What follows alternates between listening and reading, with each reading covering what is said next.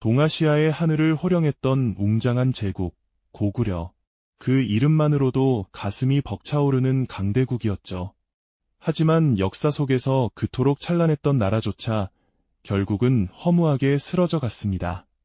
과연 고구려는 왜, 그리고 어떻게 그 위용을 잃고 사라지게 되었을까요? 많은 분이 외부의 강력한 적들을 고구려 멸망의 주범으로 꼽으실 겁니다. 하지만 그 거대한 몰락의 씨앗은 뜻밖에도 가장 가까운 곳, 바로 고구려의 심장부에서 싹트기 시작했습니다. 왕의 그림자 아래에서 벌어진 비극적인 가족의 다툼, 그것이 바로 강대국 고구려를 내부에서부터 서서히 갉아먹은 숨겨진 진실이었죠.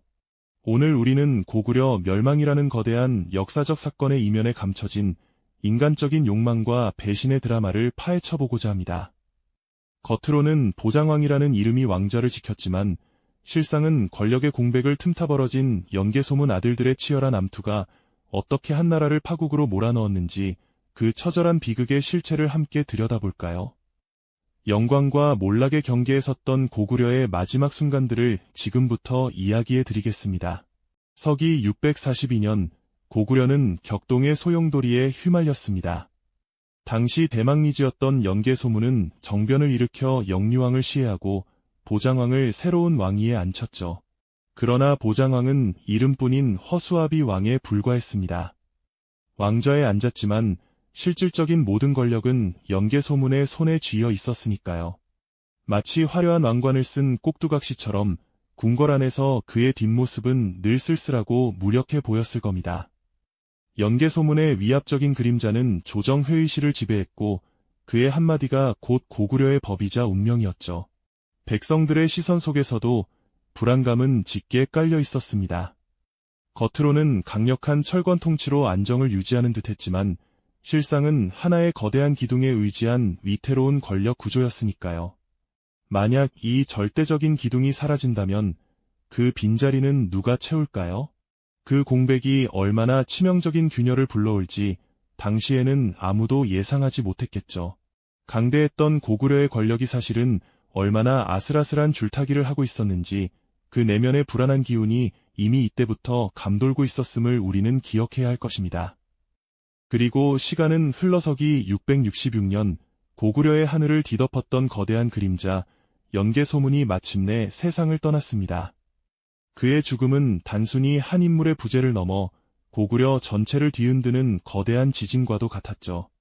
그동안 연개소문의 강력한 카리스마 아래 억눌려 있던 수많은 내부 갈등과 욕망들이 마치 둑이 터진 강물처럼 한꺼번에 표면으로 터져나오기 시작했습니다. 연개소문에게는 장남 남생, 차남 남건, 막내 남산 이렇게 세 아들이 있었습니다. 이제 이들이 아버지의 막강한 권력을 승계해야 할 차례였죠. 하지만 각기 다른 성격과 야망을 품고 있던 형제들 사이에서는 처음부터 묘한 기류가 흘렀습니다.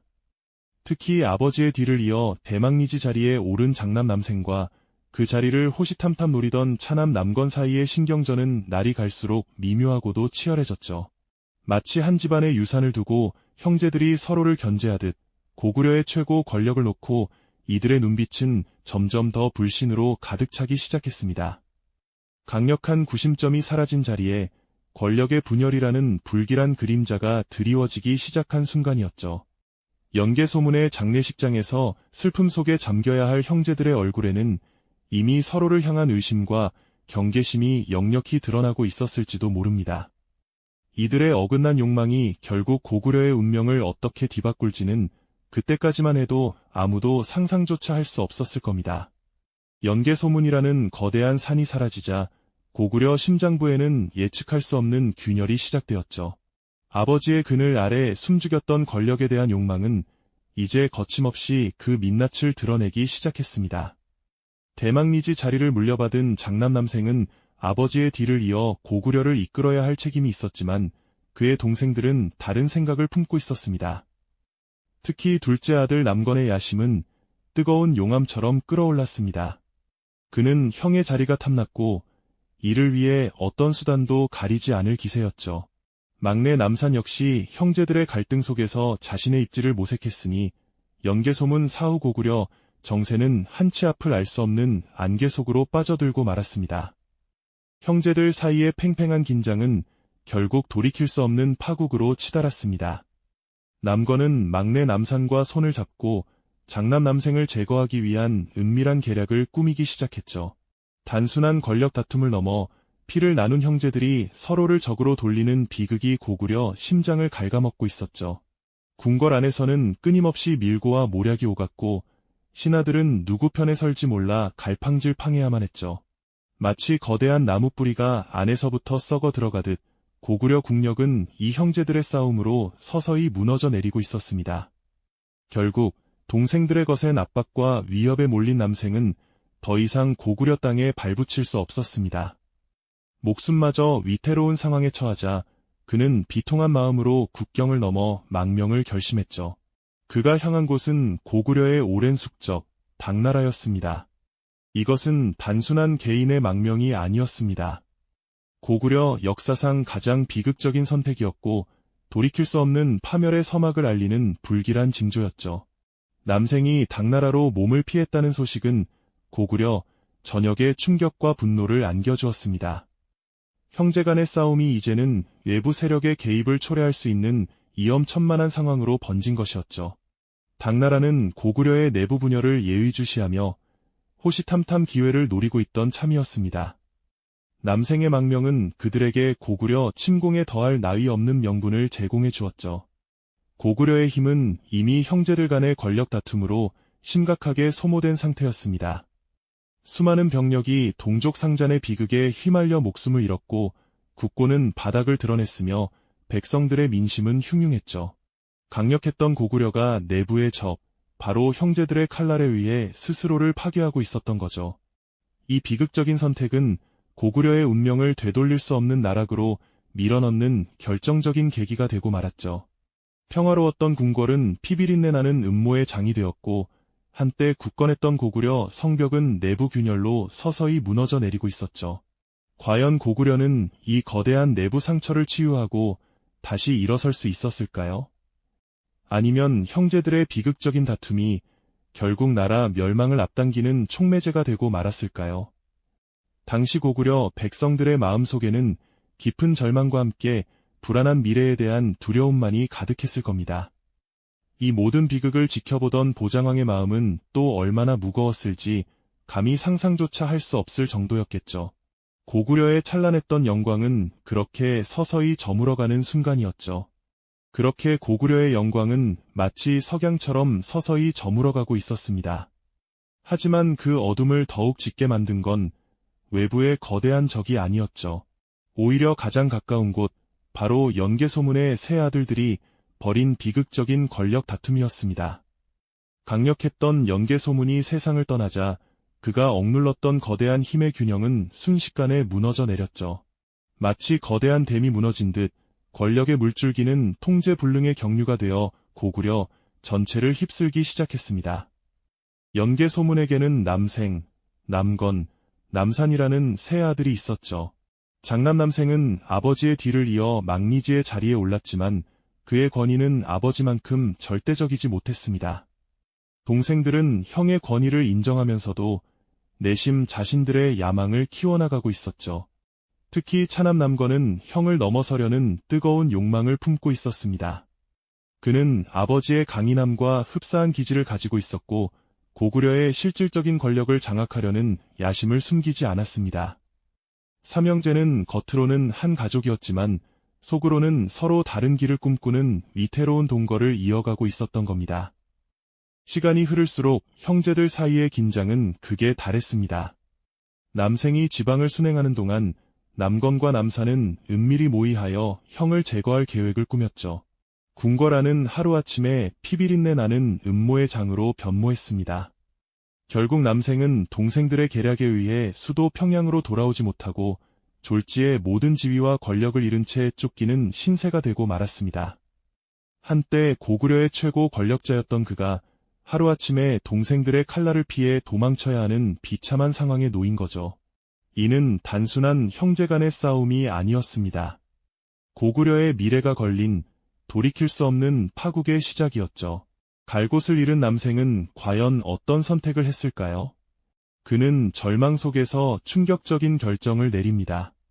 바로 고구려의 숙적이었던 당나라에 투항하는 것이었죠.